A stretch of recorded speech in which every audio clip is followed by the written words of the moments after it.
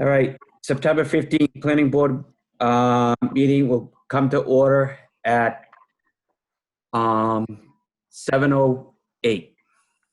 All in favor? We need a motion. So in a second. That's why I motioned it for you there, Bob. All right. I have a motion. Second it. A motion. All Yeah. right.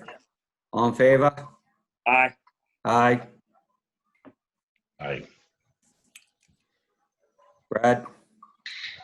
You're on mute, but. All right. Town planner with an update on the remote meeting.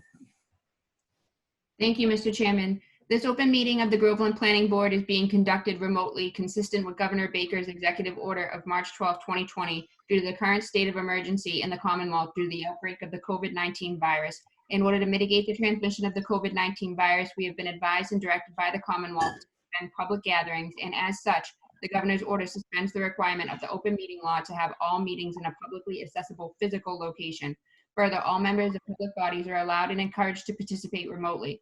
For this meeting, the Groveland Planning Board is convening by video conference via Zoom as posted on the town's website, identifying how the public may join. Please note that this meeting is being recorded and that some attendees are participating by video conference.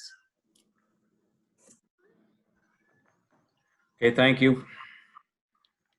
All right. First on the agenda is 895 Salem Street. Baldinelli and Steve Daniels requesting a site plan approval and stormwater management and land disturbance permit to conduct two-story, 3,960 square feet buildings with 28 parking spaces and one driveway entrance on a 10.9 acre parcel. The site is located in the Industrial 1 Zone District. The proposal project is located at 895 Salem Street, Groveland, Mass. Do I have a motion to open the public hearing? So motioned. Anybody second? Second. All in favor? Aye, Brad. Aye. Aye. Okay.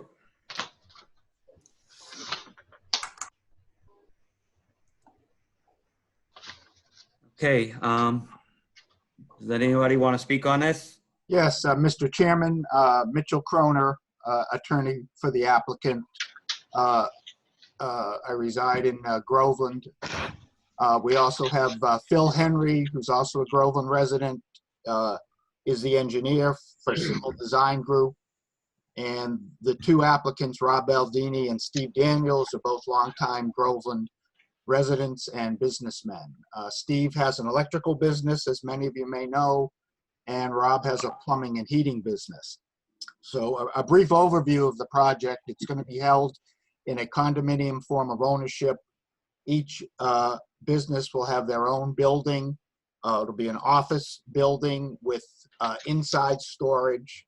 I have reviewed this with the building inspector, Sam Jocelyn, and it's an as-of-right use in the industrial zone, so we don't anticipate having to go before the Zoning Board of Appeals.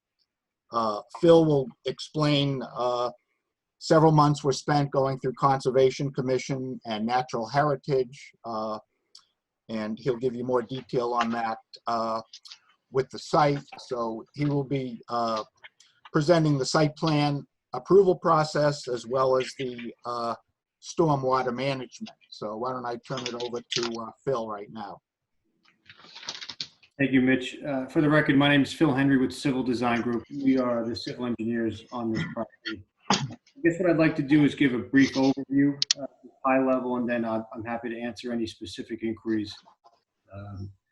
So this site is approximately an 11-acre site that's situated at 895 Salem Street, which is on the south side of Salem Street. And much of the 11 acres, mostly 11 acres, is open water and wetland, over 6 acres of it. And however, the upland area is front on Salem Street. And The design proposal is to design and construct two 3,900 square foot footprint structures with one drive-through and about 46 parking spaces, 28 of which will be striped outside, and there'll be also some supplemental inside parking inside the structures, and then some outside parking outside the structures. So the design intent for the structures is proposed off.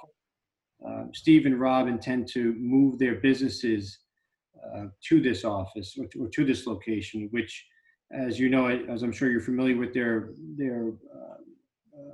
staff and their uses, that's comprised of front office space and some garage space to store their raw materials and as such. So this site. So what we intend to do is include one driveway, and to compensate for the impervious area that we'll be creating, there's some stormwater areas on the north side along Salem Street at the low-lying levels of the property. This site has gone through review by TEC. We received their peer review comment about three or so weeks ago. We've responded to those comments. We have not received any correspondence back, but currently everything has been resubmitted to Planning Board. So that's the high level. I'm happy to get into any more specifics, but we are subject to a natural heritage review because of the habitat on property. So our goal was to get to a point with the state that they have limited us to a certain area of disturbance fronting on Salem Street, and what you see before you has been agreed upon as the limit of disturbance.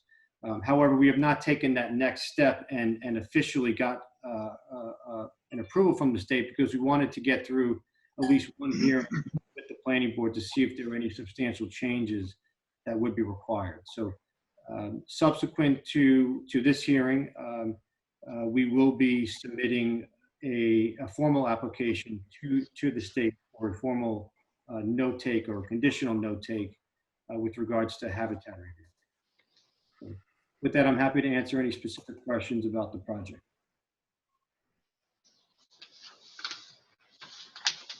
Is this going to be strictly commercial or commercial and residential? Strictly, at this point, it's strictly non-residential and specifically.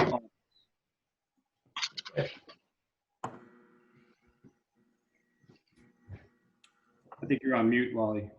No, yeah, I think I'm off now, thank. So, is there any butters or public comment? No? Bob, I have a question. Relationship to the entranceway on Salem Street to Dana Drive, I think, is one of your neighborhoods across the street. Does that interfere with Dana Drive at all, the residents? That curb cut is it's not shown on the plan, but it's slightly offset from the driveway. I think it's in between. It's closer to. I think that driveway is in between the Tea Garden and this proposed curb cut. We did provide, per TEC's review, we did provide some additional site distance triangles, if you will, or site distance lines with respect to Salem Street. So from our perspective, we don't anticipate any visibility issues, but obviously I see TEC's on the line. So I was reading your thing. You got like 250 feet of site distance are on your report. So, yeah. Peter, do you have any comments, questions?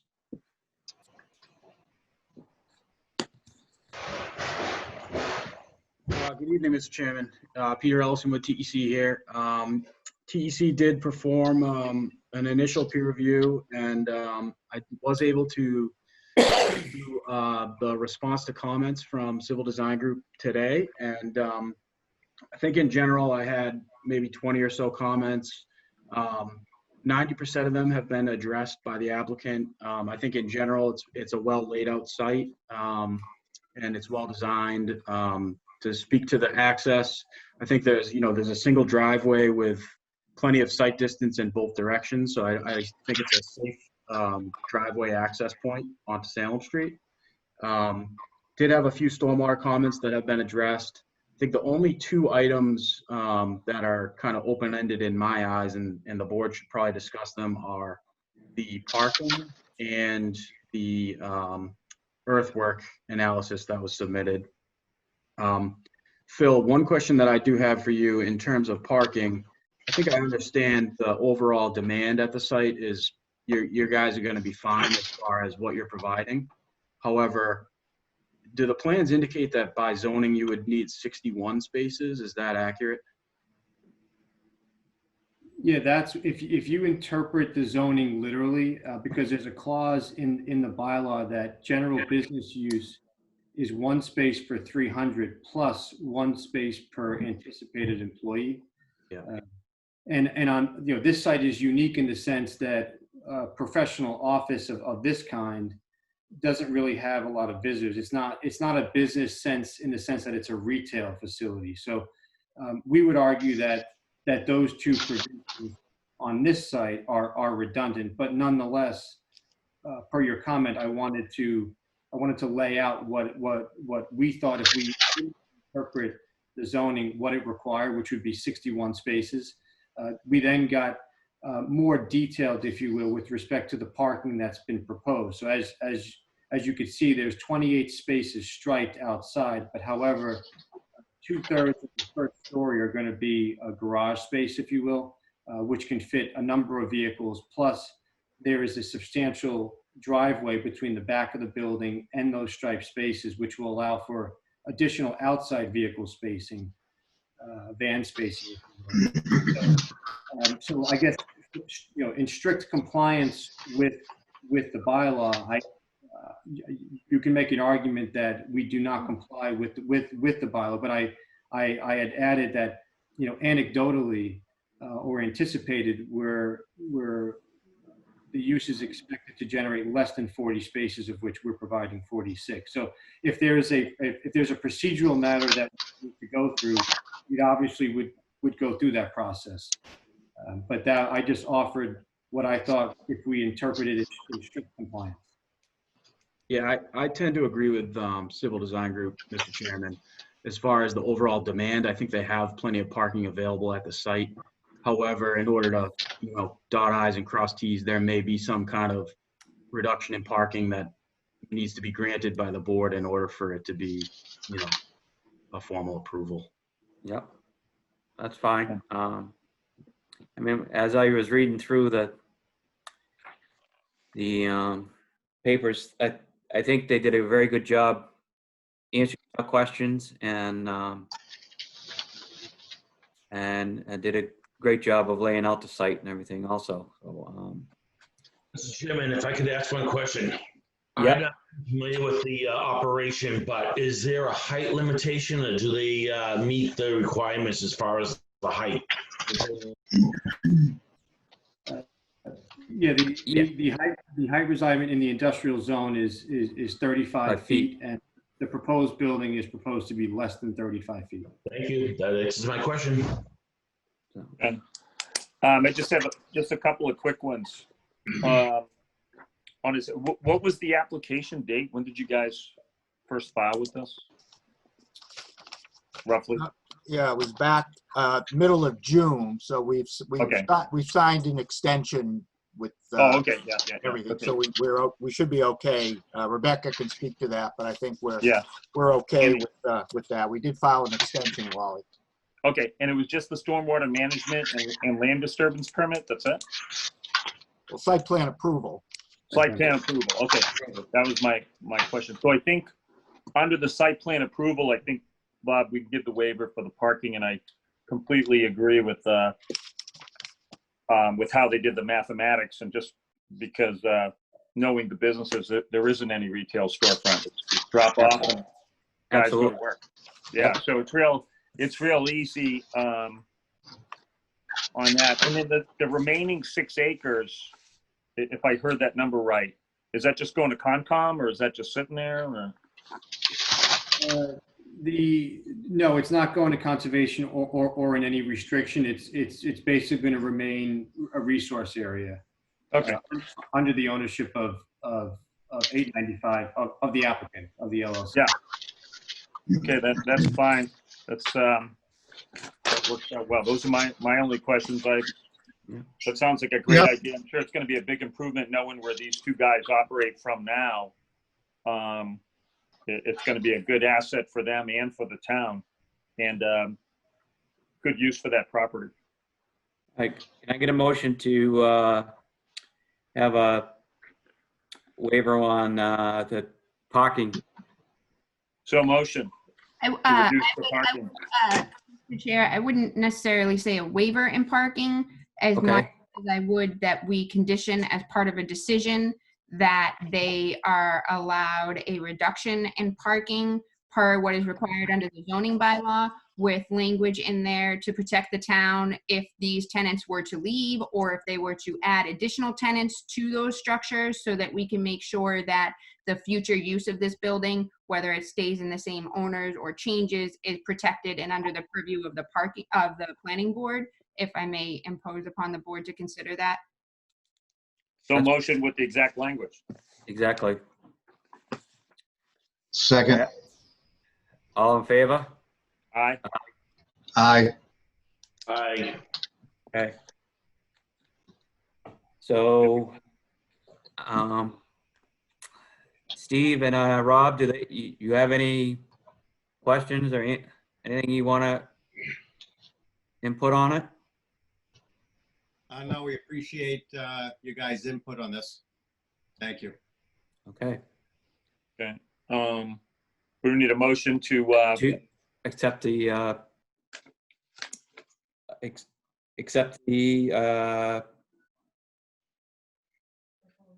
proposal, the project located at 895 Salem Street. so motion. Second. Second. All Second, in Brad. favor? Yep. Aye. Aye. Aye. Okay, great. Okay, then we need another motion to close the public hearing. So motion. Second. All in favor? Aye. Aye. Aye. Okay, guys, great job. Thank you. Thank you. Thank Mr. you. Chairman. Looks good. Thank you for taking us at a turn. I appreciate that. Thank you very No much. problem. Next thing on the agenda, decision and possible vote. At 123 Rear 7-Star Road, vote to endorse approved plan. And if I may, this is a subdivision, a definitive subdivision that was approved back in November of 2019. It was actually approved back in September of 2016. This is the Petroska project with the access other than legal frontage, and the only way to make it buildable was to have them file a definitive plan. So they went through the process. It actually expired, so they had to refile and resubmitted just last year. So the property has been sold, and now the plan needs to be endorsed in order for them to proceed with any site development. So the owner has shown proof of the $250,000 limited liability insurance as required by the memorandum of decision, and they have also already recorded the memorandum of decision that was issued on November 5th of 2019. So those would be the requirements as per the decision that would require the board to endorse the plan. And it doesn't matter if they already started on the project? They have not started on the project as of date, or at least not that I've been aware. I think the road's already cut in and looks like a foundation is dug. I will have to check with the building commissioner. He hasn't filtered any building permits towards the planning department. And I know that there was an issue with 7-Star getting repaved, and the future homeowner wanted to connect the gas line into the site. They were given the approval to connect from the roadway into the site to cap it at the site and go no further. But when I drove by the site recently, there was no activity. So I'm not too sure. We could hold on this and present it at the next meeting since nobody's on the line, but I don't have a building permit in the system, so I don't know why they would have a foundation in without a building permit. Yeah, well, I'm not saying it. Yeah, I just, it looks like the road's cut in and they're doing site work out back of it, that's all. Who's, If that's the case, why don't we hold it? Pardon? yeah, I would hold it too. Who is the new owner? The new owner, I can't necessarily pronounce the last name. The woman's name is Nicole Gallopy. It's her and her husband, and they're just looking to build a single family home. Okay, I'm familiar with the project, way back, but it was for the Petroska on Right. that. So, okay, well, if nobody's here to just fill us in, then I mean, I could be wrong, I could have the wrong parcel, but, Well, let's That not runs pass judgment until somebody's here to represent the land. So Right. let's postpone this until we can get the owner of the land to speak for themselves. I can certainly drive by the site, consult with the building commissioner, and talk to the owner and get all of this information for you at the next meeting. yeah, it'd be great just have somebody here to represent whoever that is. Be great. Thanks. okay, we, vote to table it until the next meeting? I agree. Yes, All in favor? aye. Aye. All right, Aye. okay.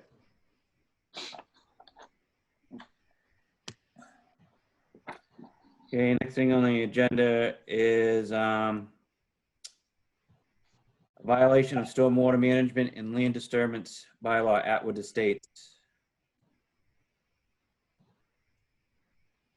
Mr. Chairman, I do know that I have been out to the site and TEC has also been out to the site, and the developer has taken the measures that were discussed at the former meeting on August 25th with the additional catch basin and swale and other drainage features in order to accommodate for any additional stormwater runoff. I was also contacted by the abutter to the property who stated with the latest rainstorm, they did not receive any runoff and or flooding issues at the site. They still have concerns about the damages that were incurred from the last storm. However, this current storm, they have not had any issues. The only outstanding items is curbing and actual pavement. Otherwise, he has completed all of the other stormwater features and drainage as discussed. There has been weekly monitoring of the site by TEC as dictated by the board since August 25th. And I would recommend that the board continue that monitoring and keep that in place until the curbing and final binder coat are in place. And the developer is on the call if anybody has. Yep. Bob, I was out to the site too. It looks good. Yeah, I've been out there too, also, it looks good. Al, do you have any idea when your curbing's coming or anything, or? We're keeping our fingers crossed for Friday. Oh, no, okay, no problem. And then you got a schedule for paving, right? Yeah, it's Dave Johnson, so he's just waiting for the call. Okay, It'll be paid Yeah. right after the curbs. no problem. I know him very well, so. Is I know that the board has no say as far as covering the costs of the owner of the company. Is that correct? What happened before there was damage to some of his property or something? Am I right with that, with the water? That would be a civil suit that the landowner would need to take up with the developer in regards to collecting any additional damages incurred from that particular storm. The town would not have any say in that other than for them to rectify that. I agree, but I would hope that the developer would show good faith. Okay, can I get a motion to continue monitoring the site until he gets the curbing and paving done? So motion. I second that. All in favor? Aye. Aye. Aye. Okay, great, thank you. Okay, next is Billis Way modification request, correspondence from the Cemetery Commission. and Kathy Castellanos. Mr. Chairman, if I may open and just state that I have been to the site and I have talked to the developer, and they have erected the orange construction fence along the no-cut buffer as the board had asked at the last meeting. They have also submitted the modification request, which has been reviewed by TEC. And then there are also, as you stated, 2 additional correspondence letters from the Cemetery Commission and Kathy Castellanos in regards to some of the erosion control, erosion issues, the fence, and the buffer zone. Yep, I was at the site today too. They also have the erosion control mat down and hydroseeded it and everything else out back. So I think it looks pretty good right now. So, anybody from the Cemetery Commission want to speak?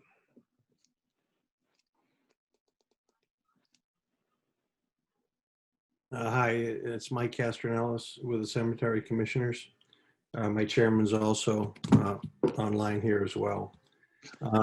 Did any of you have the chance to read our letter of last week that we sent in to Rebecca?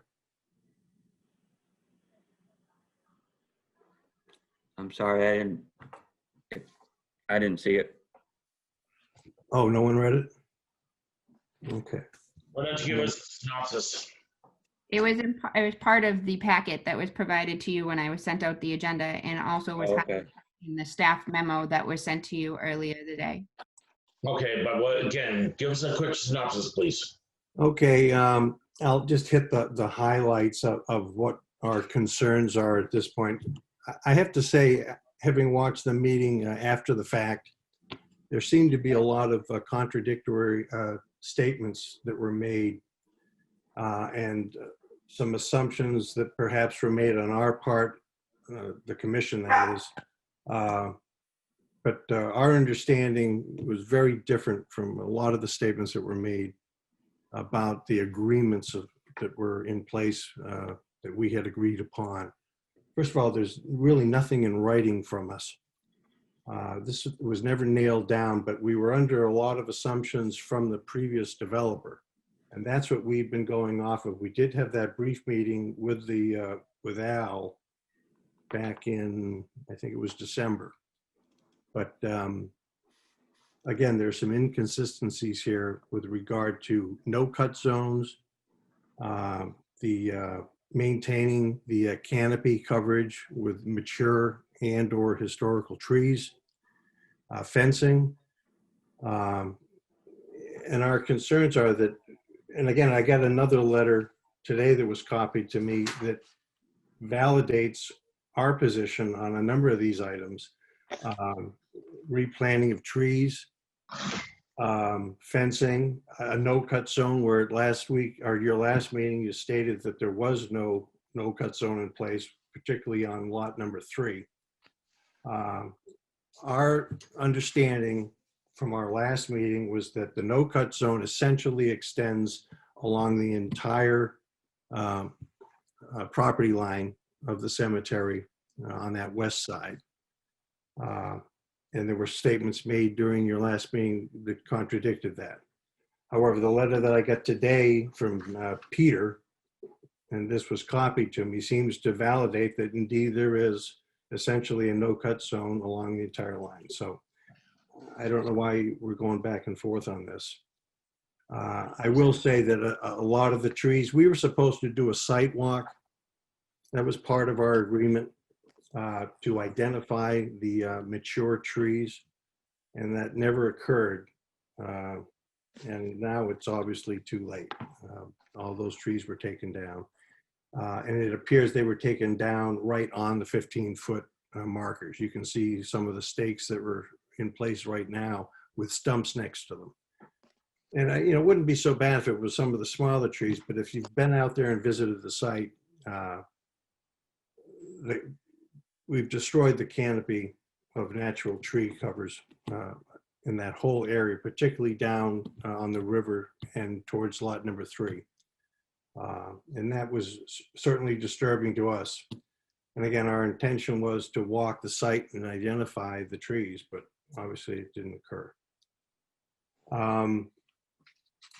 The second issue, obviously, it appears that you've taken some steps on the erosion situation.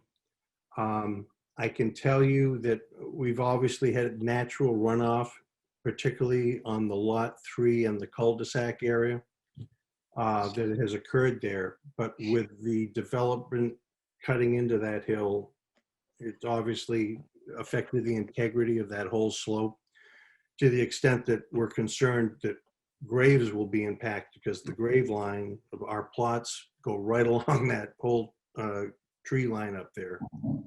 And our concern now is that you're talking about putting dirt in and backfilling it and making essentially a slope. Our concern is that you're going to have a significant drainage issue coming from the cemetery now. And you may be creating an issue down the road for that whole development. And again, I'm not an engineer. We've had an extensive drainage engineering plan done using CPA funds. And I'll be honest, I don't really have the expertise to be, going through this whole, you can see it's a pretty good sized document to understand what I'm looking at. But I can tell you, number one, it's cost prohibitive for us, at least in the short term. But I am concerned that what we've done on that whole property line is now created essentially a natural drainage situation off the cemetery into your new development. And I can foresee that being a problem for you a few years down the road. Whereas if we had a retaining wall type situation, we might be able to redirect some of that runoff, but it is considerable. And if you've walked that area around lot number 3 in particular, you'll see the natural runoff areas that it's actually eroded and where the water goes. Where it's going to go now, I really don't know. But the next issue that we had was the fencing. I think I've already touched on that for you. Our understanding was that, yes, there would be some type of fence in place that would prohibit access to the cemetery. This is, our engineers recommended this to us very strongly, that that be in place. And our understanding was that it would be. And again, not just for lots 1 and 2. It was supposed to continue all the way down for that entire lot line.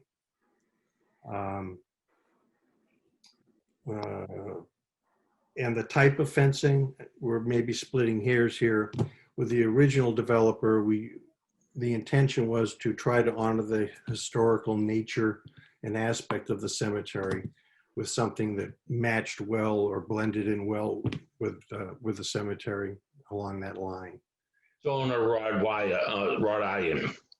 I'm sorry? Stone or in wrought iron, preferably.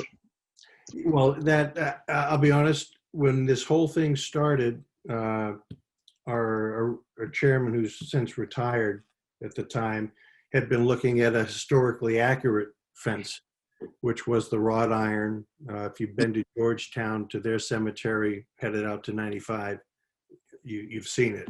However, it's extremely expensive. It's ridiculous. I mean, it's ridiculous, the amount of money it costs for that thing.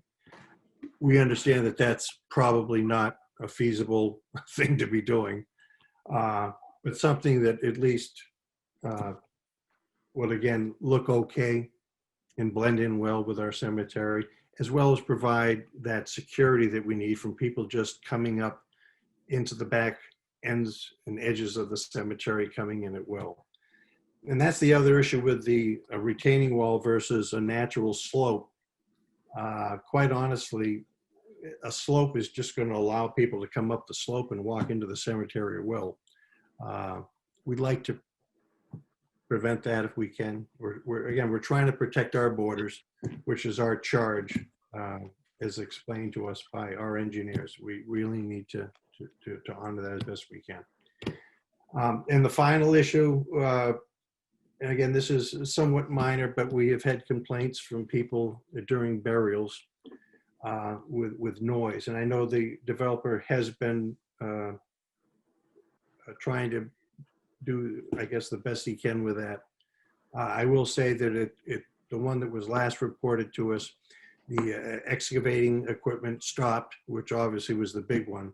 However, the carpenters were still framing at one of the houses in the development, and they were annoyed by that. And I don't know if there's some type of agreement we could come to. There's nothing in writing on this. This is a gentleman's agreement. And I'll be honest with you, it appears that this entire hit list of ours essentially is just that, a gentleman's agreement that originally started with the first developer. And we've received these assurances all along the way, and we're starting to see that kind of just go by the wayside here. And now we're getting concerned. Obviously, things with the tree cutting, it became clear that we had a problem, and it was too late. And it all happened really quickly. So, but we're here to answer your questions.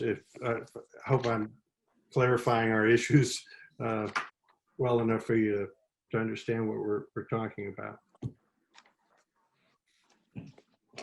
Mike is correct on that. This was, everything he mentioned was discussed, and it was with the previous group, including that wrought iron fence that you mentioned, Jim. And I am surprised that some of this stuff didn't get nailed down, but Mike is absolutely correct on that. Al took over post, and this has happened in the town before, when the original developer comes in and knows everything, and then it gets handed off, and the poor next guy doesn't know what transpired if it's not nailed down, coming true. So my question is to TEC for a second, just to on the review with the drainage and the stormwater management, and then what else did you find in there, and how can we rescue the rest of the, as Mike put it, gentleman's agreement, the best we can to solidify this with Al? Yeah, so first thing I'd like to say is I feel like I have, I'm coming in to this project with a fresh, set of eyes as well. I was not involved in the initial peer review, so my background knowledge of any previous agreements between the cemetery commission and the previous developer, I don't know any of that stuff. All I'm looking at right now is what was approved by the planning board on the approved plans versus, what the current developer is submitting as a proposed grading modification, essentially. Based on my site visit out to the site, I did not see any evidence that there was over clearing, like beyond the property line in that area where the slope is proposed or where the retaining wall is proposed. That being said, I'm not a surveyor. I wasn't out there with survey equipment, so I can't say for certain where the property line was. However, the approved plans showed grading along that slope very close to the property line and within the 15-foot no-cut buffer, as well as, that privacy fence and the 75-foot evergreen hedge at the top of the slope along the property line to the cemetery. So my thinking is, that evergreen hedge and the fence there is meant to be, is meant to create that buffer zone between the cemetery and the cul-de-sac. And that is still proposed in both the approved plans and the modification plan. What we're essentially looking at is a comparison of a 3-to-1 slope with a retaining wall versus a 2-to-1 slope. From an engineering perspective, I don't really see a major difference either way. I think either option is viable. Both options come with a set of long-term maintenance responsibilities, which is something the board might want to consider as part of their decision. But in general, I think that either option is viable, either a retaining wall or a slope. And I guess from the cemetery side, I think what the visual from their side will be is that fence with a thick evergreen hedge behind it for a screening. So in theory, they're never going to see the slope or the retaining wall. One question I had, I'm Rock Dow, I'm the chairman of the Cemetery Commission, is if we could have had a walkthrough with the people doing this, I think a lot of these things would have been brought to the surface right off the bat, but we never got that. We never had any interaction with the developer or anything, because the question I have, and I had the highway superintendent look at it, is the proposed area that they're going to have so we can get larger trucks into the cemetery. The angle is so far off that trucks are going to have to go through the neighborhood, way up and around, and then try to get in. I'd like a site walk with the person running the thing, so that either we change that or move it so we can't. The UPS truck won't even go through the hatchway of the cemetery. So if the UPS has a delivery, they got to call and find the superintendent if he's not out mowing, and he has to meet them down on Main Street to pick up anything from UPS. They just don't want to take I think they'll fit, but UPS just doesn't want to take the chance. So this roadway could be. Pardon me? We can address that. Oh, I thought somebody was. I mean, I like to walk through. This is Al Couillard, the developer. I Okay. think I talked to Mike about this at our pre-construction meeting, and I know I've talked to Rennie Carroll. He voiced the cemetery commission board's concerns about that road. And I've said from the beginning that that road is inconsequential to me. I'm not ready to do it yet, but when I'm ready, I'm happy to have a site walk, and I'm happy to locate that access road at any angle or any way you want in that parcel A that's going to be donated to you. If it has to move north or south 20 or 30 feet, that's absolutely fine with me. It's not an issue. And when the time is right and I'm going to install that road, I'm happy to meet with you guys to have you direct me exactly where you want it. Al, it's Mike again. Thank you for that. Our concern is we don't want to miss an opportunity with that entranceway. This is our opportunity to finally be able to get large-sized dump trucks. Yep, I As understand. well as fire apparatus and things like that we can't get through that archway. And that's the only way into the cemetery right now. I know. I get it. It's fine. We'll arrange that in any manner you guys see fit. Okay, thank you. Al, this is Rock Dow again. I appreciate that too. As far as the noise go, I know it's very difficult. I worked for a framer a number of years ago, and then I realized that it wasn't the job for me. So I know it's going to be tough to stop a framing crew in the middle of framing, but if you could speak to the framing crew and just say, hey, look, when you see the big truck shut down and the crushes and everything else, could you just give us, a half hour? Because that was, so far, that's been our only complaint, is the framing crew, with the air guns and nailing everything. Yeah, I understand. It was very disconcerting to some of these people. I did stop the framing that's crew. something I think could be handled. I did stop the framing crew a few times, and I think that one time that, I turned my back, I think they started a little early when there was still a service there. I have talked to them. They're there intermittently. They're a really fast framing crew. They do the houses quickly. So they're usually in and out of there in a few days. So there's only 4 houses left to frame. So yeah, I can definitely try and keep a tighter rein on that. I know that the site excavator has been excellent in, stopping activity when there's any sort of service. I know that Chuck texts me when there's going to be a service, and we do the best we can to shut things down.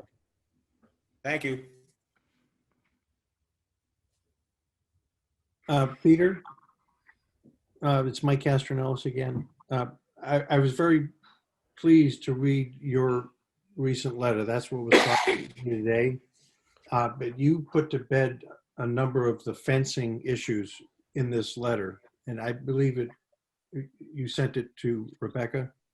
Yep, that's correct.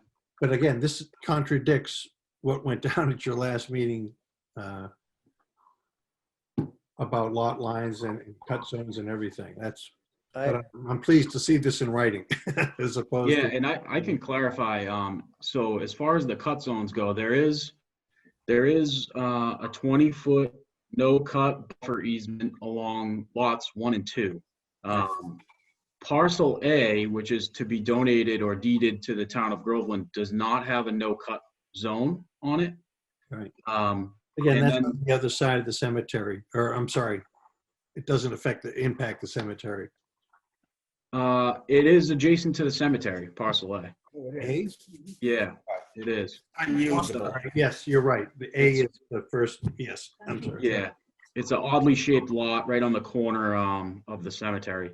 And then the no-cut zone picks up again at 15 feet in width along the western edge of lot 3. Right. Okay. And within that no-cut zone is where the privacy fence is proposed, as well as the 75-foot long evergreen hedge. So that evergreen hedge, once it's planted, will be there in perpetuity because, that's something that will never be allowed to be cut. Okay, so I assume from watching your meeting last week, I know these homeowners will then be responsible to adhere to that no cut zone as well. There's going to be some type of markers provided that will reinforce that.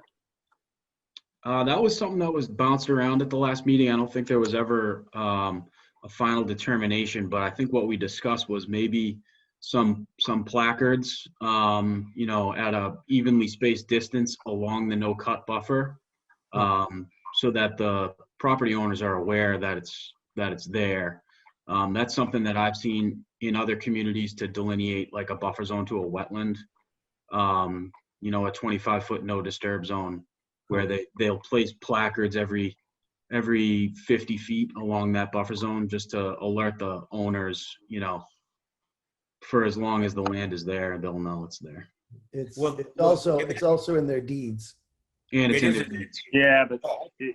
the Thank you. Stonebridge had it in Yeah. their deeds too, and You and took the word right out of my mouth. 235 feet of tree line disappeared. So the board did adopt after that somewhat disaster down there that TEC had it right. And that's, if you look on Stonebridge today on all the lots, they have those placards. It's a granite post with a placard and basically says, "No one shall pass with thy chainsaw."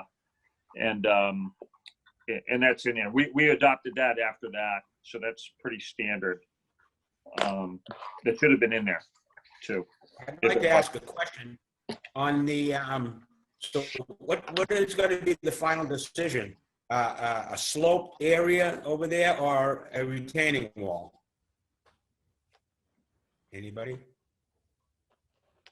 Peter, could I don't know if this is a fair question to ask of you. From what I've seen of our drainage engineering plan and what's occurred there, is that, are you at all well versed in the drainage situation and the mechanics of that from an engineering standpoint?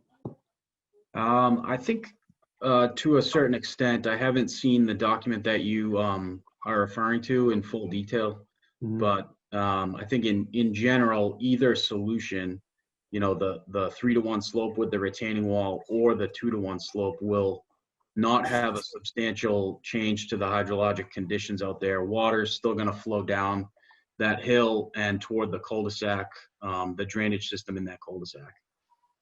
Okay, because just so you know, that lot 3 area, that section of the line has significant erosion, natural erosion, furrows, if you will, that the runoff from the cemetery is that substantial. And again, my concern is that it's going to affect the integrity of that whole area, because that's where all the water comes down off the hill from the cemetery. And I know that's our issue, and we have to try to address it as best we can, but I'm afraid that it's been made quite a bit worse now. And our concern is that 5 years down the road, you're going to have a significant washout type situation within the development, and everyone's going to come to the cemetery complaining that it's our fault. And I want to prevent that if we can. I was there today and I saw grass mats and grass and pretty stable. So I think once the grass starts growing, if they have grass mats and they slope it correctly, and when you plant the evergreens up on top, that'll stabilize that slope as well. And from what I saw today, it looks pretty stable, more stable than it was, in weeks prior. Yeah, 2 weeks ago. Brad, I agree with you. I was in there today. I stopped to talk to the site contractor. He got out and helped walk with me and showed me exactly what he's planning on doing and everything. So I really, I trust Sean and I know Al is a man of his word. So I really don't think it's going to be an issue there once everything is up and running and planted and growing. I think it will be fine. Can I And as add- far as the placards, I'm sorry, one more. I was on mute, I guess. As far as the placards, I was, once that fence goes up, isn't that going to deter people from going anywhere? Once the fence and the evergreens are up, that'll stop people from migrating in and out of the cemetery. I would think so, yes. And again, It's not in and out of the cemetery, it's the buffer zone itself. Unless that fence is right on the buffer line. The fence is right on the property line, and the placards would be not to deter people from walking through. It's solely to keep people from cutting any vegetation. Yeah. Private homeowners sometimes don't know exactly where their property lines are or where an easement across their property is. So that's the purpose of the placards. I can show you 10 houses on Stonebridge that the folks are all good intentions, nobody knew. And 235 feet of tree line on one particular lot disappeared in a matter of days. It was amazing. All inside the buffer zone. So I agree. I think the placards are, Brad, you've put them up before yourself. I think on the lot you had over there. So I think it's a great idea. And Pete's right. It's not the property line. It's the buffer zone line that people don't know where that is. and again, we were going under the assumption that the assumptions that were being made at your last meeting with regard to the fencing. And again, this letter that I just got today from Peter seems to put down, at least on paper, where that fencing is going to be now. The way you guys were talking at your last meeting, there was not going to be any fence along that whole lot 3 area. And now it looks like that is not the case. So I'm glad to see that. And again, it was stated at your meeting that was not in the plan. And that's why I'm surprised. It seems a little bit contradictory, Peter, with some of the statements you made in your letter. But again, I'm glad to see it here. So Mr. Chair, where are we with the status with this? I know it was to review everything, and I think that the gentleman's agreement between the cemetery and Al, if of course, if the board needs to be a historian on some of it to clarify some issues, but I think that needs to be just solidified, whether that's in a letter between the parties or something. And then where are we with this for this evening's, other than a status update, where are we? Well, I think it sounds like the Cemetery Commission is happy with TEC's letter. So I don't see, as long as we follow TEC's letter and they're happy and like Al said, when they do the road to the access to the cemetery for the big trucks, and Al already agreed that he would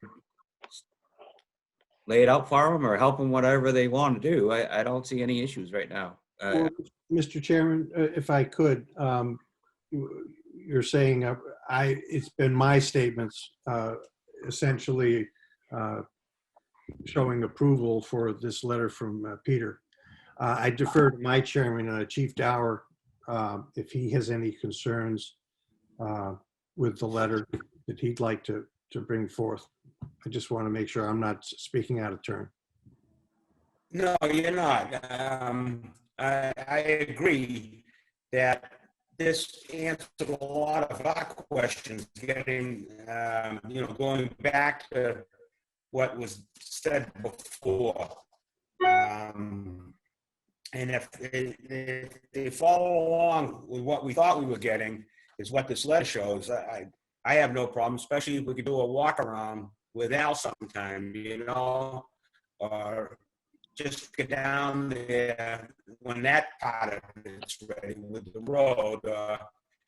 If Al doesn't mind, maybe I could take a walk through if his project foreman down there could just walk me through the place. I went on the original walk years ago before it even started, and be interesting to go on another walk if he doesn't mind. If I could go, I'm there every day, happy to do it. I'm there every day. You all right Every day, I'm now? happy to do it. Yeah, you wouldn't mind setting up a meeting with them and have them walk through, Of right? course not. No, I'm all set. And if you want one of the board members there, give me a call. All right. Thank you. I would come down and take with it too. So, okay. I think we just forward with what we got going on. And Brad, you have anything to say? No, I mean, I went down there Some today. I got to, like I said, I mean, the site looks good. It's clean. Yep. He's done everything. He's done everything we asked from the last meeting. He's seeded it. He's grass matted like we've asked. Mr. Chairman, if I may interject, I do have one point of clarification in terms of whether or not the board would like to move forward with either one of the designs, being the retaining wall and or the slope. It is important to note that we need to discuss the maintenance of such. As pointed out in TEC's memo, it is on private property. Is that going to be something that's going to be mentioned in the deed for either or, so that we can make sure that the erosion issues do not fall onto the private property owner or the town cemetery? So in discussing this further, I think that that's something that the board might want to consider. Thank you, Rebecca. Yeah. I haven't really seen the plan either for the, I don't have it in front of me for the slope or the wall, so I really can't comment on right now on that. So. Well, let me ask the question about Albert and the cemetery commission. Who do you feel is more responsibility for the maintenance? And let's discuss that. I submitted the minor modification because I think that's the better way to go. You have less mechanic, when you have a wall that can fail, then someone has to be responsible to fix it. So the less things that can fail, in my estimation, everyone's in a better position. If we can stabilize that wall at the proper slopes, which Peter and Maureen Cameron, my engineer, agree we can, then my engineer actually thinks that it'll get more stable over time as the vegetation takes hold. And then hopefully maintenance is just, maybe clearing some brush or mowing, as opposed to repairing an expensive wall. And I mean, that's the ultimate goal, isn't it? I wouldn't say that we would have any major modification if we're going to start moving lot lines around to adjust for the ownership of parcel A and proximity to lot 3. But I would recommend that the board take into consideration whether or not the language is included in the lot 3 deed for whatever option the board pursues, or whether or not an easement is offered to the town to access said property in order to maintain and for maintenance and operation of the drainage. But either one of those options would need to be considered for moving forward, because as has been stated, if the plow hits the retaining wall, who's responsible to fix the retaining wall if the town can't do anything? If the slope has something with the slope, then who's going to go out there with the mower? What if the landowner doesn't want to do that, but it needs to be mowed because it needs to function? So these are things in terms of a maintenance perspective that need to be taken into consideration, and who's going to take that responsibility. So with either option, we either need to put the burden on the property owner and put it in their deed, or we need to figure out whether or not an easement or maintenance agreement is something that we should pursue.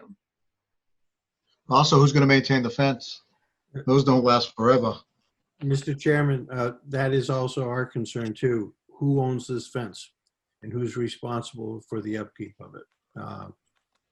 And that obviously wherever it's located is going to directly affect how they're going to be able to maintain it and protect it. So, If I'm not mistaken, what you're asking is for private property, not so much a condo association to take care of the fencing, because it borders more than one property. So if I own property A and it needs to, and the wall needs to be, or the fence needs to be maintained or fixed, how do I do to say that's my responsibility as a homeowner to do that, as opposed to somebody down the street and I say that, hey, this needs to be fixed. I need to pick up the slack with me and repair this in your bill, as opposed to the town who now is responsible. Because I think for most homeowners that comes into this town and goes ahead and buys this property, their assumption, and I could use that word, is that if there's a wall, there's a town's cemetery. The common person would believe that it would be the town who's responsible for that wall and everything prior to that. That's our point, Mr. Chairman. We need this nailed down from the cemetery standpoint. Are we responsible for this wall and these trees that are going to be put in? We just want to know, and it should be written down in some fashion.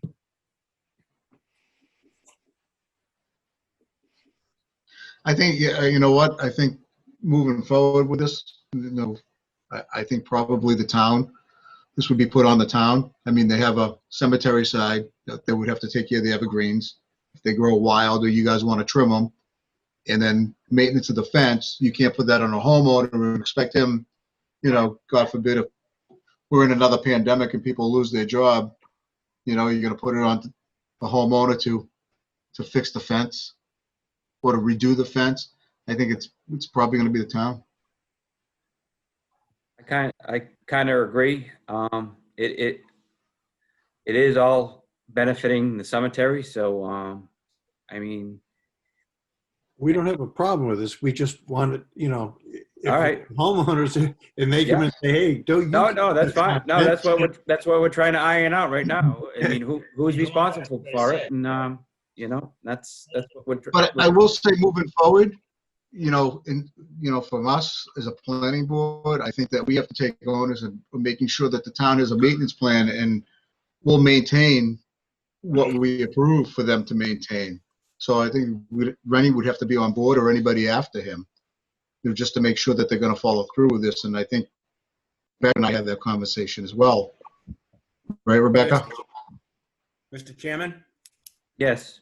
I agree. I think probably we would be responsible, the town be responsible, but we want to know so we could start a plan with maybe another portion of our budget or a budget in the town somewhere that it is kept up and everything, but we're there. It probably will come out of our budget. So we'll want to put in a little bit of extra money just in case we do have to do some stuff. I mean, I can understand what the other gentleman said, that a homeowner coming in, oh, there's a fence. Oh, it's obviously protecting the cemetery. So I agree that, the rational thing for a homeowner would be that it's not his fence.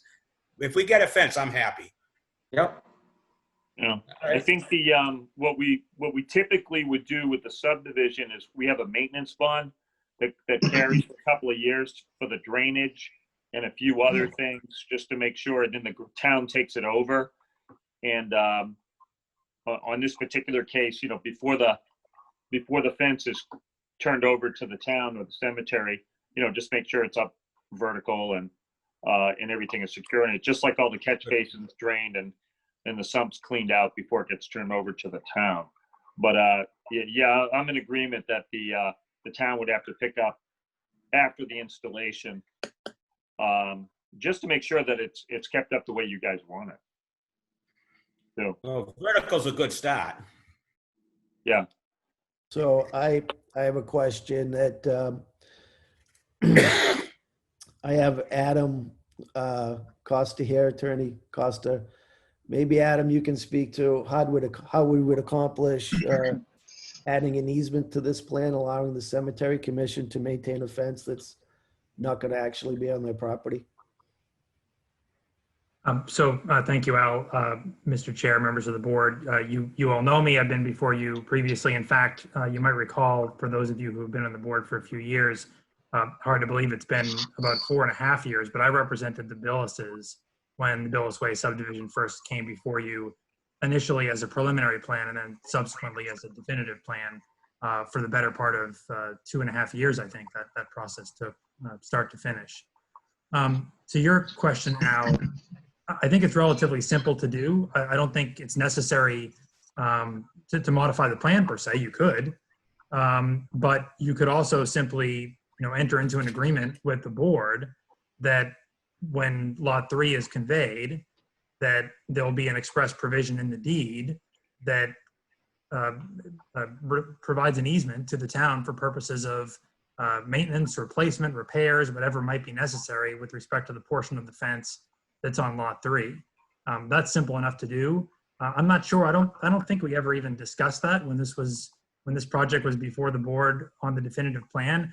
As we've been talking here, or as you've been talking here, I've been looking again through the decision to see if there was any provision concerning an easement, and I don't find one. So I think it was just an oversight, maybe on the board's part, maybe on the applicant's part at the time, to just never address, how the portion of the fence that's not on parcel A gets maintained subsequent to the conveyance of the private property. But I don't think it's rocket science. I think it's a simple enough solution. Adam, you may recall from those meetings back then with the original developer, you were very opposed to the homeowners taking ownership of the fences for liability purposes. And we're directing the developer to make it ours. And that's what he just said. He has no Correct. problem with that. So, and you can either put it in, we'll put it in the deed and, Yeah, I think that's the simplest way. yep, absolutely. So my other question is, if we're going to put that in the deed for the cemetery commission to maintenance the fence, and the town of Groveland is going to take responsibility for maintaining the slope, I only think it makes sense to eliminate the wall to eliminate maintenance down the road for the town. Well, I like the proposal that Sean showed me today about the slope. Yeah, that's the plan that I sent you guys. It's a minor plan modification that proposes to grade the slope. Yep. If I can ask through you, Mr. Chair, if I can ask you, Al, your intention is to have the roadway accepted, right? Once the project is completed? Yes. So, I mean, that's a simple enough thing to do as well, because when the roadway is accepted as a public way, as the board members know, that's sort of a two-step process. So there's the acceptance of the road as public, but then there's also the conveyance of either an easement interest or a fee interest, the actual ownership of the roadway itself, so that can acquire it and can control it. And so typically when that conveyance occurs, there are appurtenant easements that are referenced in the deed to the town, or the easement deed to the town, that will provide for, everything from drainage to construction to access. So we could easily provide an easement as part of the conveyance of the roadway upon subdivision completion that encompasses not just the roadway itself, but an easement that extends to the slope to provide access to the town for long-term maintenance in the event it's needed. Hopefully it won't be, but if it's needed, they would have the right to go onto the property and perform the maintenance. Yeah, and you can put the same language on the as-built as well. And also an identification spot for the fence and anything else that goes with that. That way it's all, the deed, the fee, and the exchange will also reference on the as-built plan to anybody's looking at it. Yep.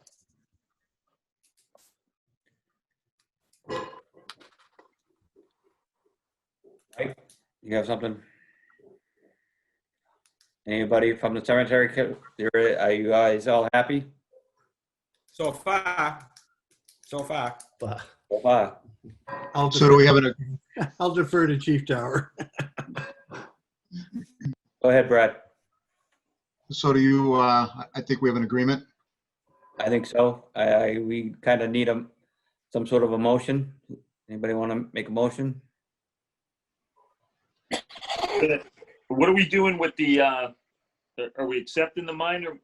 That's what I'm trying to figure out. Are we going with the wall, not going the wall, or you want to discuss Yeah, that? we're not going over the wall. We're going with the slope. Okay, and everybody, Mike and Chief, you guys good with that? Yeah, So if I'm not an engineer, and Mike, we've discussed this before. As long as everybody knows that we brought up what we think may be a problem in 4 or 5 years, I don't want people coming back to us. Another thing that has helped me with this meeting is that you cannot believe the number of people that come into the cemetery, starting when they first made the first dig and the first cut of trees.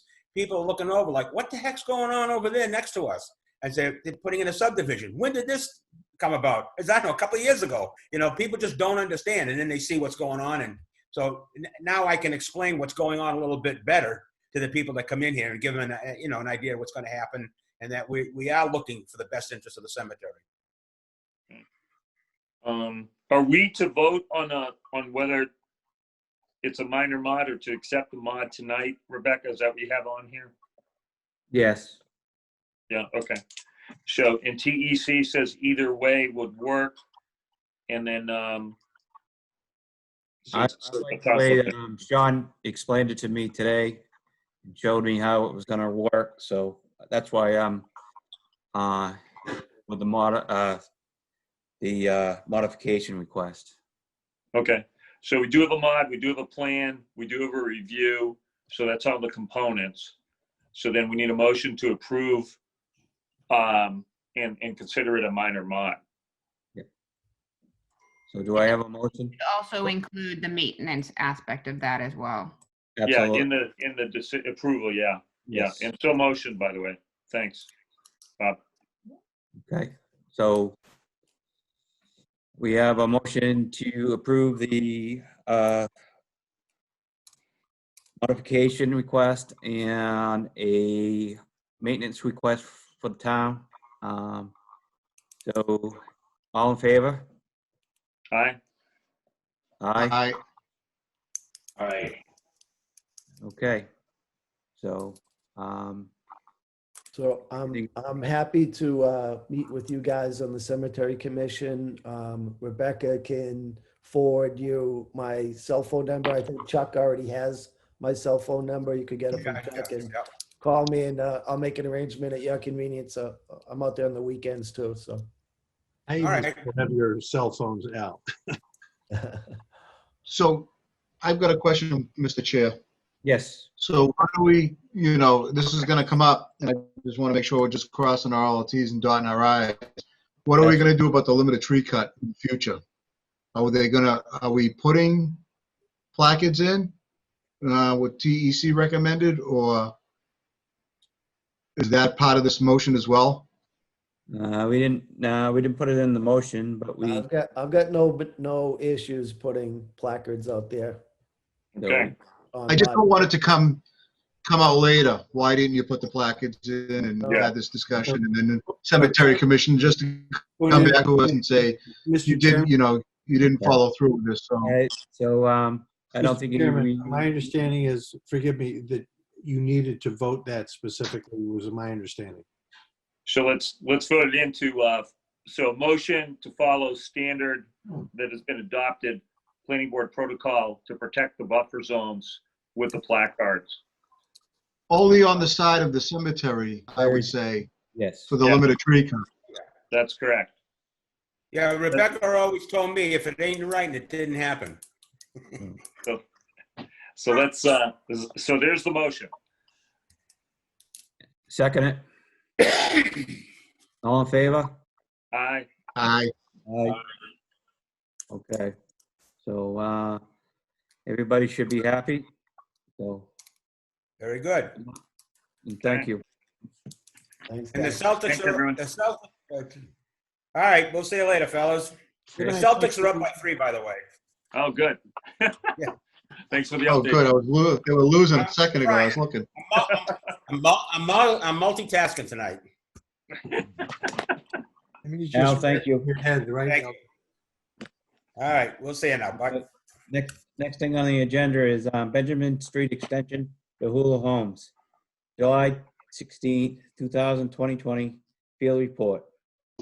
Vote to endorse and approve a modification plan. Vote to approve a designated member to sign a tripartite agreement. Mr. Chairman, if I may, at the last meeting on August 25th, the board requested a restoration plan to show what the developer was going to do for the restoration of the access road. The applicant has since turned in that plan, which has been reviewed by TEC and myself. Some minor revisions were requested, and the applicant has since submitted those revised plans. In addition to that, those plans were shared with the highway superintendent, who just made a comment about the fact that he was under the assumption that temporary access road would maintain through the construction of the site in order to limit the impact to Benjamin Street in its capacity now, which is a substandard roadway that was never really constructed correctly. So he had asked whether or not the board was going to be requiring a bond for the roadway in case damages do occur from the equipment coming and going from the site, or if the developer was going to be overlaying the road after the construction of the house at 38 Benjamin Street. I informed him that I would make this a formal statement to the board so that you are aware that the highway superintendent is concerned about the status of the roadway. However, it would be up to the board whether or not they felt that this would overburden the roadway and would cause concern, and additional measures would need to be implemented for the construction of really only 2 house lots. Well, I'm going to recuse It's only myself 2 house from lots. Oh, sorry, Bob. that. That's all right. I gotta recuse from this lot anyhow. So either Brad or Wally can take it. Go ahead. So what I saw today was, same thing. It's only 2 house lots, and Wally, you can join in if you so be it, with respect of, it's already an inferior road, and I don't think you can expect the developer to take ownership of a road that's inferior to begin with, that he didn't produce and he didn't wreck. I mean, I've been up there. It's a very small road. It's almost like an old paper road. Yeah, Benjamin's always been it's been an older road that has things when improvements go on it. But what's the I don't think it's going to get broken down anymore with the 2 house lots, but I do think that he's got a point that we don't want to have it further in causing a problem. And so his recommendation is, I think his question here was, are they going to do an overlay on it? And who would know that from the other party? What's the, and TEC, you've been in on there, so what do you think? I don't think that the overlay was ever discussed in the permitting of the project, so that's one thing. Okay. It's impossible to tell if the pavement will deteriorate to a point where that'll be necessary without monitoring it. So I can't really speak to, it is just 2 host lots. So. Okay. And the superintendent he's just concerned about the further breakdown, right? That's From correct. what I read here. Wanted to be on the record as voicing a concern, because initially when they did the throughway, he was like, oh, well, that was creative in order to mitigate the impact to Benjamin Street, since it's such a small street and getting construction vehicles up there. It made a lot of sense. And then when we had updated him and stated that it was only temporary and it was only for tree clearing equipment and nothing further, he was like, oh, well, then that makes me think that there might be an impact to Benjamin. So it was really just a formal recognition of a situation he could have foreseen potentially happening and wanted to make sure that he was on the record as stating such. Okay. So Go ahead. I see the trees, where they did the construction roadway for the trees, that was gonna destroy the roadway. And let's face it, a logging truck coming in and out, skid Yeah. steers, any of that heavy equipment. But for the remainder of the two house lots, some lumber deliveries, I gotta let the record show that the highway superintendent puts it on the record, but I think it's on the town. I mean, if it was constructed roadway and it met the criteria, and we should have caught, and it should have been laid out in the beginning, in the planning processes. Well, Benjamin's an accepted Of an way for open the meeting. town. So it's a town maintenance issue, and that's not the first time that this has come up, by the way. There's been little improvements along the way where the integrity of that road's been questioned. I think a piece of it, if I'm not mistaken, may have been worked on before. So I think what he's trying to say is use the construction road for as long as you can so it doesn't break down Benjamin Street. Is that what everyone else here is seeing? And then to keep an eye on it to see that it doesn't further break down. That makes sense to anybody? What did you say, Walter, that we're supposed to continue using the pathway that we brought the logger through? I think that's what he's saying for the construction vehicles. And that is not going to be used again, and we have that on that restoration plan showing you that that's not to be used again. It was only used for those 2 days to bring the logging vehicle in because it wouldn't have been able to make the corners around. No, I get it. I get it on that. I'm quoting the supervisor that It won't be used as a construction road. yeah, okay. So his concern is that if you had anything else, that it'd be used on that so it doesn't further break down Benjamin Street. But what is the status of that right now? We got the restoration plan, I see. And Pete, what do you think? Is that all set to go with this? Yeah, I took a look at the most recently revised plan, and I think it's ready to go. All right, so that's it there. And then as far as the superintendent, the road superintendent, it's not the first time that this street has come up with an issue before of its integrity.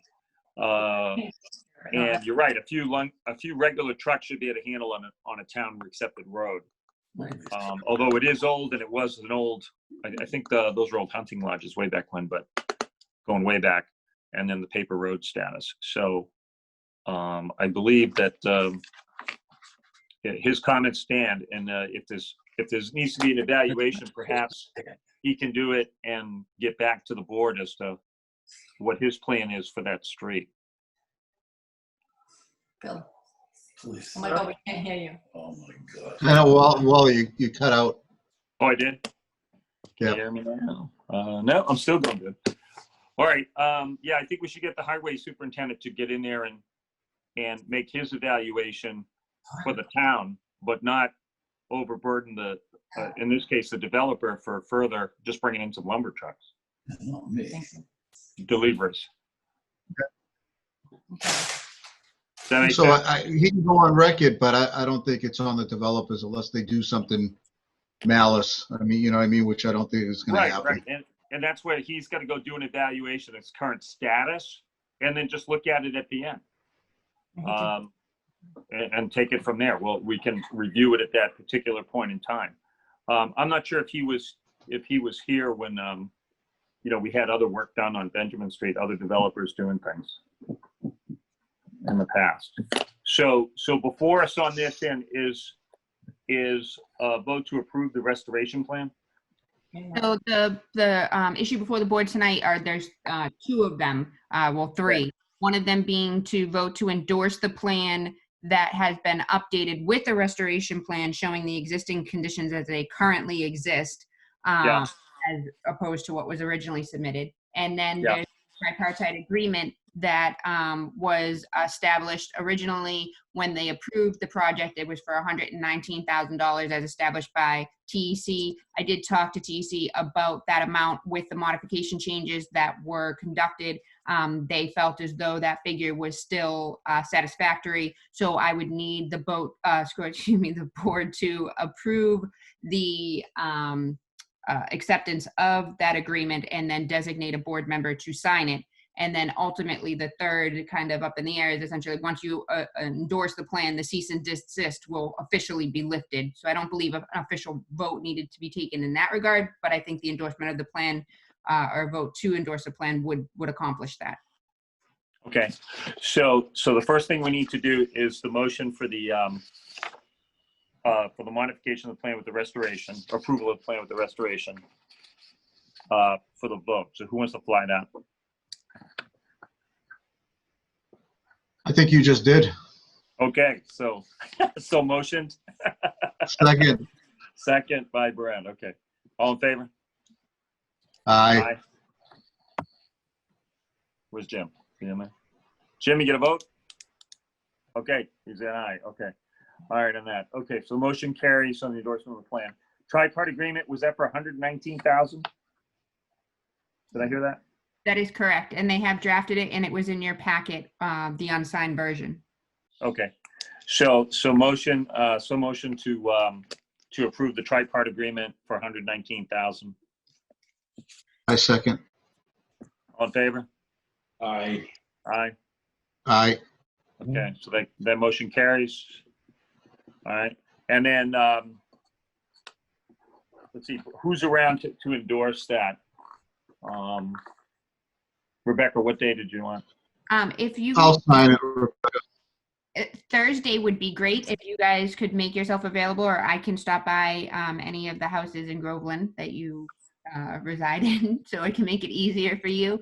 I have that plan and a couple of other plans that we had voted on previously that need signatures. So Thursday would be great. I can again either be in the office or bring it to you. Okay, so let's plan on Thursday for signing day, and I am around, so I can do that. Okay. All right, so that'll take care of that. And then the once we endorse the plan, the dropout occurs on the cease, correct? Correct. Okay, so that carries that. So those are the three items. Anything else? Not on 38 Benjamin, no. Okay, so that's that. Okay. That's a question about 38 Benjamin. Is the cease and desist still in order or no? The endorsement of the plan would have meant that the cease and desist is lifted. Okay. It's lifted, yeah. So it's lifted. So I'm just still going back to the two violations in which they purposely or inadvertently went ahead and done. So we're comfortable with the fact that they went inside another piece of property and they inadvertently moved the line over and went into somebody else's property. We're comfortable with all that. That's what I'm asking? That's got all repaired. Okay. It's, yeah, we've already made that determination, and yeah, I think this is why we're signing the plan. Yeah. We're endorsing the plan, right, Jim? Very good. Thank you. You're welcome. Excuse me, may I speak? This is Nancy Sweetser. Yes. Hi, Nancy. Yes. Hi. I just want to reiterate that with the equipment that was up in here, between the 10-wheelers, the excavators, the paving company, the asphalt berm that I have in front of my driveway and down towards the house has pretty much been obliterated by the weight of the machinery brought in. Excuse me?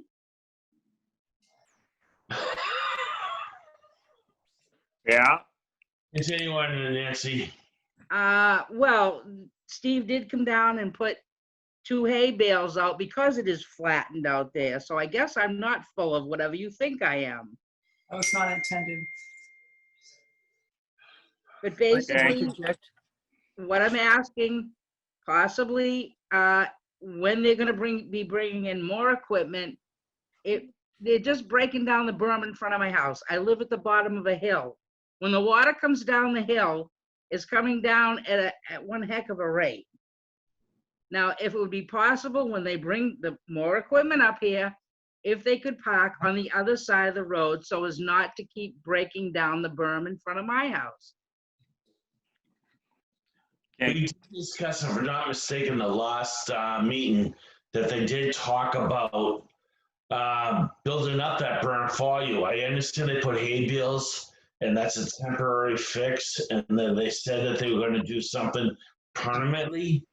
And it sounds to me that as you're speaking today, they have not addressed that issue. Is that correct? No, I don't imagine they're gonna do that until they start paving the road over there. But basically, if they keep parking in front of my property, it's just gonna break down the berm further. I mean, I asked them not to park in front of the driveway, so they park in front of the house. I mean, I'm not getting ahead here. And as I say, especially with that microburst, I mean, I got flooded out down the driveway, 20 feet into the driveway. So And there's who's running the construction site over there, Steve? Capco. We haven't been over there. Bill's here? All right, Bill. We got to address that, and also just I caution anyone with foul language, okay, on a public meeting that's televised. Okay, it doesn't carry in the meeting, and if I saw who did that, you'd be ejected from the meeting. So just a word of caution. We've had this now 2 meetings in a row from different parties, and I want to lay it down heavy. One more time, and you're out. Okay, we'll disconnect somehow from the call, and you'll be sanctioned for it. So let's keep it clean, ladies and gentlemen, and address the party. So Bill, and Pete, can we get this resolved? And if you have to put up a no parking sign, do that. But what's going on in the site that's causing this? Well, we haven't even been doing anything over there for months. Nancy, are you referring to back when we were doing construction there? right, you're right. The construction of the house, and then the pavers parked on that too. When you brought in the heavy equipment, the pavers, I mean, that's heavy equipment. Yeah. And when I do ask them not to block the driveway, they park in front of the house. Well, the berm runs the whole side of the street. There's, as you know, there isn't a lot of parking in that area. So what do you think? What do you think the best way to handle that would be? Well, basically, if you park on the opposite side of the street where there is no berm, I mean, and I would just wanted to reiterate that it needs to be an asphalt berm, not a coal patch berm that'll just dissipate over the winter. You can see it on the rest of the front of the, down towards in front of the house, the angle that it's at to help the water, pass down past the house, not to flood my yard. And that is, I believe that is addressed on the plan. And, we'll get, like you said, we'll get taken care of when we actually get in there and do all the paving and the improvement to the road. So what can we do to mitigate that right now? So we did that, we put the hay bales in, and are you saying that the hay bales didn't work for you, Nancy? No, I mean, it bounced it, instead of coming in on that corner of the driveway, it bounced it to the middle of the driveway, and the fact that you're gonna have Davco up here, you're gonna have, all the heavy equipment, and they're all gonna park on my side of the road, which is just breaking down the berm. It's not working out well. So we need to replace that berm by your driveway? Yeah, actually, but the driveway all the way back to the lilac bushes is flattened right out. Pete, have you seen that up there? Have you? I have not seen that, but I can certainly take a look at it. So if we install a sill fence, will that stop it? Sill fence, that'll stop the water from running. Yeah, we can certainly, put some additional erosion control in there. I didn't realize that I thought that the hay bales had, done what you were looking to get fixed, but I didn't realize that it wasn't. So if you think we need some additional erosion control in that area right now, we can get that done. And can we park on the other side of the street? Yeah, I mean, like I say, it's not a lot of parking in there. So let me talk to everybody and Better make sure we don't park in front of Nancy's house. That Okay. would be a good idea. Narrow road, so it's Well, tough. I'm sure Nancy appreciates all your efforts. I do. It's just, there's only one side of the street that has a berm. And Okay. it's this side because I'm on the bottom side of the hill. So, I mean, it's just, I don't know what else I could say. So You know, Dana, if you would take Brad's, suggestion, that would work well. Thank you. Okay. And- All right, Pete, just keep an eye on that, if you would, please, and just get a letter solution to the board. Just, okay, saw this, this is going to fix that, and XYZ, we're told not to park on that side. And that should address those issues, and we'll just keep an eye on it. Is Will that do. okay? So that takes care of that issue. And then Rebecca, what's next up? We got 733 with the same restoration plan here, basically. Is that what I'm looking at? Yes, that's correct. The next one is 733 Salem Street. That was the one where the field report showed that the developer had cut beyond the limit of clearing shown on the plan. The board at the last meeting had asked them to also provide a restoration plan to be submitted. TEC has reviewed that along with myself. We actually asked them to put it on two separate plans. One was for the 38 Benjamin and this one being for 733. They have submitted that plan. I have also received additional correspondence from an abutter relating to the cutting of those trees and future no potential for no cut zones. I don't know if that abutter is on the call. Yeah, I am, Rebecca. It's Kai Colombo at 147 Washington Street. So if I could take it over from Rebecca, I wrote a letter just saying that I felt that it might be a good idea to put in the buyer's deed stated that the perimeter or the buffer zone should become a zone where they can't cut any further tree line down. My concern mostly, visually, it is a bummer that all those trees are gone, but also from an erosion standpoint, when I look at the restoration plan, the only thing that I see are 4 saplings that are being proposed to put not on that buffer zone line, but in between lot 68F and 68G,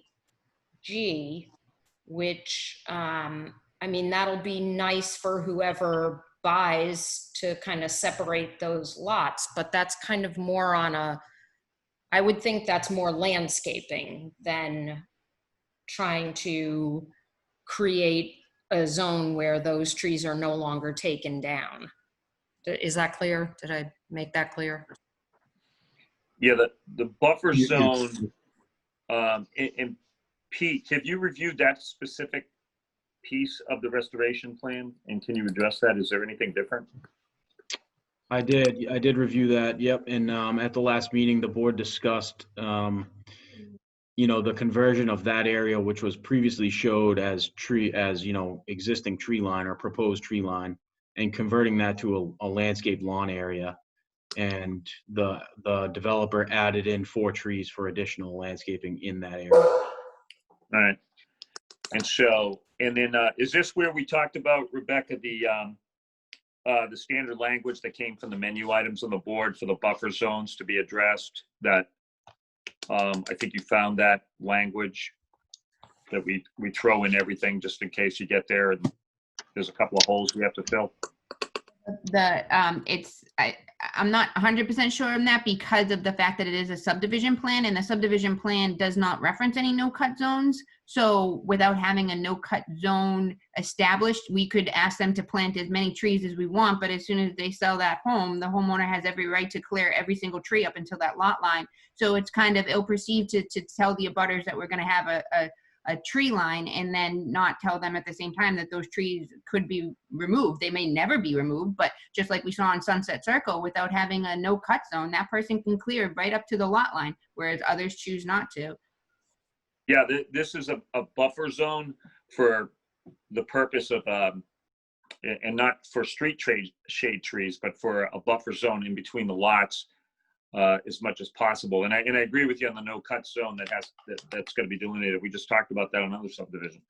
So when this particular plan, so the trees were added, it's going to be turned to landscape, and we don't have a designated buffer zone, I believe, on this. Is that correct?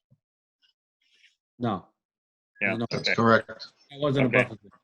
So I believe then, can we agree with the parties to take a look at that again, once, like we always do, once the subdivision is complete before final sign off, and just see if those 4 trees are going to work, or maybe it has to be a couple more. That's the standard language that we throw in all the subdivisions anyway when it comes to these buffer zones. If Not you're the no cut zone. Would they not just cut every tree up to the property line because that's the property which they own? Is that Yeah. how it works? Yeah, typically the no cut zone, Jim, is exactly what we talked about. There's been a few subdivisions that we've actually put that in there, that no one can cut in the buffer zone. In this particular subdivision, I believe that is not indicated.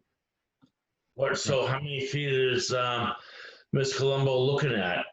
What are we looking at for a buffer zone? I think, Steve, oh, I'm Steve sorry. went out there, and I went out there with him. We measured. He left 30 feet of trees off the property lines. Yeah, they're big trees. So I mean, what it is there's no to blanket their houses. That's what it is. So, and once it grows back in, it'll look fine. So we don't have a no cut. Yeah, what I'm mainly concerned about is that some of the bigger trees that were beyond the one big tree in particular was cut. It shouldn't have been. And Mr. Yeah, it was dead. It was dead? Yeah, it was dead. Okay. It had no leaves on it whatsoever on top or anything. It's dead. And then there's a couple others that Steve could have taken to save houses there. Hey, Bob, are you in or out on this one? I'm in on this one because this is from Benjamin Street. All right. So, all right. So my concern then, if I may, is the trees that are still tagged, that are still remaining and tagged, I just want to make sure those are not coming down, because that is supposed to be determining the end of the zone. If they're not coming down, then I'm perfectly happy with that. My other concern was to try and get something into the buyer's deed so that they couldn't just take down anything more on that side. What's on the plan? We can't add anything to the buyer's deed when there's a no cut zone. So If I may jump in here. I'm Philip Parry. I'm the attorney for the Hulus, and as a general statement, I'm opposed to putting in deed restrictions, and certainly I haven't talked to either Steve or Dina about this. My general opposition to it is they ultimately want to build a house and sell it to a buyer, and savvy buyers look into what sort of easements, restrictions, and conditions are going to limit the property. And as a general statement, I find that most people want to have the freedom and the ability to landscape their lots to the extent that they can. Again, I haven't spoken with Steve and Dina, but generally there's not where there's not a no cut restriction in here, and where outside of the buffer zones for the wetlands, I'd prefer it that no action be taken on this. Where's the trees that are tagged that she's referencing? What's the intent for those? I really don't know what trees that she's talking about. I will tell you that the tree line that Bill Holt put on the plan along the back side of Ms. Colombo's property. We did not go inside that tree line. The only trees that we took down was that, you know, that point that came in between the two lots where we have gone ahead and said we will plant 4 trees. Mhm. That was the only thing that was brought to the board's attention, that we were not. Yeah, real quick, let me just clarify this real quick.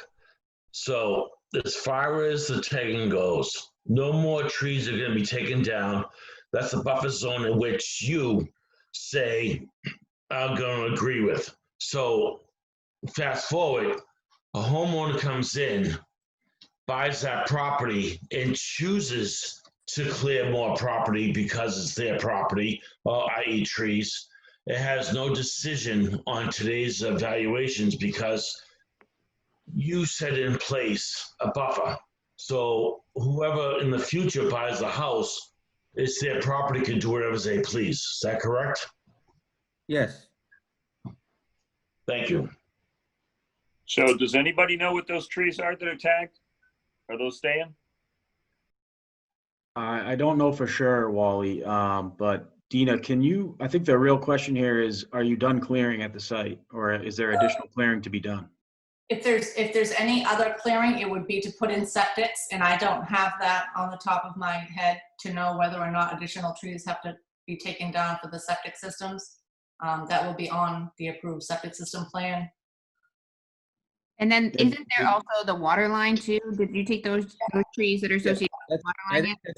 I think that maybe what she's talking about. There is some trees tagged. You're right, Rebecca. Water line looping down through there. So Okay. that's tied into Washington Street up through there. So that Yeah, would be you're right. where, There'll be additional trees that have to come down that to could put be the where water the trees are tagged. Yes. move it to Washington. Right. Those are not, actually, the trees that I'm talking about are the ones that are directly behind McAllister's lot that are tagged, as well as my lot that are tagged. And if I can just hear y'all and have it put in writing that those trees that are tagged will not come down, I'm perfectly happy. So, Dina, what do you? Again, I don't know which trees you're referring to as being Maybe we tagged. can meet out in the site and go over the trees. Yeah. Just to confirm, and we can write something up.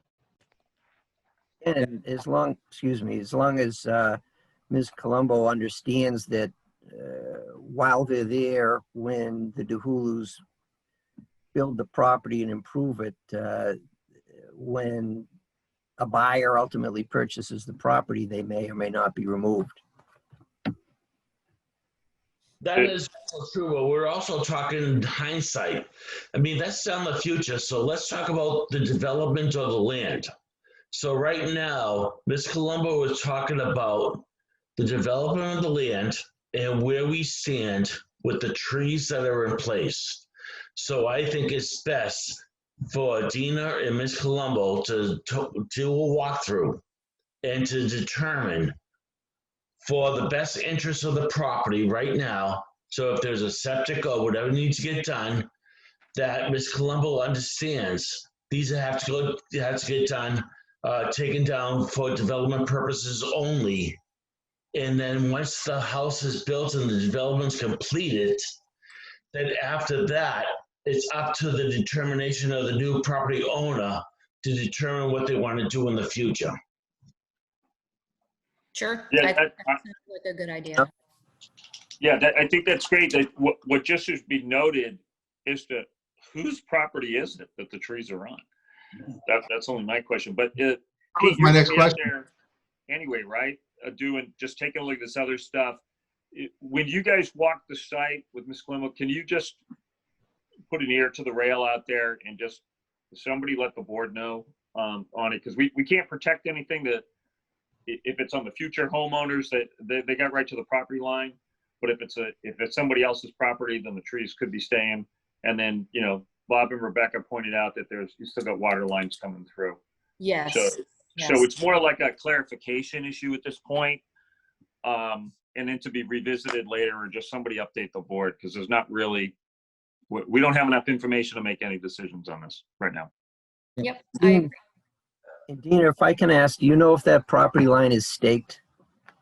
Property line, yes, the property line behind Columbo's property. Staked right along. Yes, behind McAllister and Columbo. Yeah. Yeah, Hey, and the question are in the subdivision. Is that true, Ms. Colombo, or are you referring to trees that are on somebody else's property? No, well, what I'm referring to is the buffer zone that was left. And there are trees right behind my house as well as McAllister's that are tagged. And I just wanted to make sure that those trees were staying, not going. Yeah. I think that those trees that are tagged were to not be cut down, but I will have to verify that. Okay, that's fair enough. That's what I'm asking. okay. And then since you mentioned property lines, just as a board reminder, when you guys are done with the site, just make sure all the property points are in, because during construction, they tend to get removed. And that's where the confusion starts later. Nobody seems to know where their pins are. And that's been a board procedure since probably for 20 years, that all the lot lines shall be identified and staked off. So just somebody at the end of the day, Bill, if you're on the call, just make sure you do that normally like you do and get all those out. And that'll fix any confusion in the future. So I think we got this addressed with that. Need more information. The parties are going to work this thing out. On 733, this is a separate approval. Is that what we're taking on this, Rebecca? It's not a separate approval. Well, it's a separate subdivision or approved subdivision plan that's being constructed right now. So there was no cease or anything of that nature. It was just a field report that caught the error and was called to the attention of the board. But Okay. on that note, I would like to make sure that the board recognizes that this particular developer has made field changes without consulting the board and or town departments. And I would like the board to enforce that if any field changes do come about, that the developer contact the department and or the board for proper process, so that we don't have to get into any more cease and desist and or board items to discuss items that shouldn't be cut or shouldn't be changed or were changed in the field because it was a matter of life and death or what have you, and just go through the proper process. Okay. I point out to all parties that there is a planning board policy, and it's actually in all the subdivisions, that 10 days prior to any milestones or heavy tasks on the site, that the board and the board's review engineer and other departments of the town have to be notified in writing that that's going to occur. And that includes the field changes. So if you got something that pops up, before you go into a fix, you got that 10-day window that is required of all parties to let the board know. And that follows right with what Rebecca's saying, where we don't get into this, oops, and then we have to go back and fix it later. So if a problem is discovered, you got 10 days in advance of any type of fix, field work change, or anything to notify the board. And that has been a board policy and procedure for well over a decade. Okay. And to prevent this kind of stuff. Right. And we discussed that in the last meeting also. So yeah. All right. So that should move that forward. Let's get moving on. It's getting late. So so anything else? I think 733 Salem Street would be Oakland is all set now. Okay. So that ends that, and then we just need a motion to approve the minutes, I think. Yep, exactly. So You have to approve that that new plan for Oakland. You know, the restoration plan. Yeah. Do we have to set a restoration plan, Rebecca? I would say that it would be beneficial to approve the plan that they provided to the board in regards to the restoration of the area that was disturbed beyond the approved plan for a matter of formality and record. So motion. All in Second. favor? Yep, second. All Aye. in favor? Aye. Aye. All right. Okay. If I may ask as a point of procedure, and perhaps Rebecca could answer this. Once the plan is endorsed, I anticipate that I may have a problem at the Registry of Deeds recording this, where we've got some language on there where there's an appeal period, and it's going to be subject to a decision. Do you have any thoughts on that? Well, for 38 Benjamin, there was a decision that was issued with the modification. So the decision would be the modification decision that was issued to supplement the original recorded decision, and the appeal period would have started for that application just as it did for the original. So we would still have the town clerk sign off that there was no appeal within that 20 days of it being approved. I would imagine, unless there's another specific protocol due to COVID or something of that nature. No, I should have been more clear. I don't anticipate any issues with that one. I'm more concerned with the Oakland Terrace plan, the restoration plan. It's just another page. Yeah, I wasn't anticipating it to be recorded with the plan that was already approved as a definitive subdivision as a matter of formality in terms of the restoration plan to cut that in process. I just figured that it would solidify the fact that the developer went beyond the tree line. A restoration plan was proposed, it was reviewed, the board approved it, and therefore moving forward, it would be something that would be noted as part of the as-built and or future discussions with the board. So not necessarily anything that would be recorded or up for an appeal, as no official application and or anything was filed per se. Would be okay if that was not recorded, I guess is the question. Well, the as-bilt's going to be recorded at some point, so it can be attached to that, is what I believe she was saying, and I agree with that. Yeah. Just attach it to the as-built. Yes, I guess I'm a little bit confused then. The definitive plans are already recorded on this. The as-bills just submitted to the building inspector when the house is constructed. Is that what you're referring to? Or No. No. Yeah, the as-built is a different one for the entire subdivision that's submitted to the planning board for final approval and or release of all securities that were established on behalf of the subdivision. So I wouldn't say that this plan sheet needs to be recorded as much as it just needs to be documented that they cut beyond the tree clearing. Plan was established to show what that was. It was approved, meaning that the planning board reviewed it, said, yes, you're doing the right thing. This is what we want, but not necessarily to be included in the plan set that's already been recorded. Okay, fair enough. That's really what I was looking for. Thank you. Yeah, in the Rebecca, we don't have a planning board stamp, do we? I mean, other than the ink stamps, right? What do you mean for a stamp for the planning board? Like a received and approved stamp on the on this plan. No, coming I in. really just note it in any of the, like I'll establish like a letter that will reference this plan, noting that this formality took place, so that if anyone were to call it into question, we would have a plan and a letter, and it would state the dates that it was submitted, the date it was approved. Yeah. So it's Yeah, not official, it's just kind of like a letter that I put in the file.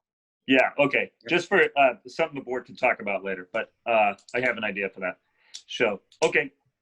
So All right. Bob, you were saying about the minutes? Yep, the minutes. So everybody else, all right, so 73 Salem Street, Oakland Terrace is fine, so thank you, guys. So Thank you very much. approve August 25th, 2020 minutes. Do I have a motion to approve? So motion. Second. All in favor? Aye. Aye. Yep. Okay, Rebecca, do you have anything else? You want to set up a next meeting time before we adjourn, or? I would suggest that we stay with our next scheduled meeting, which would be October 6th. And at that time, it will give me enough time to finalize a decision for 895 Salem Street, which the board can then review. And then I don't believe that we have any additional filing, so that would be a relatively short meeting. Okay. Good. All right, Sounds so a motion to adjourn at 9:08. So motion. Second. All in Second. favor? Yeah. Aye. Aye. Aye. Okay. Okay, guys. Thank you. Good night, all. Good night, Yep. Groveland. Good night.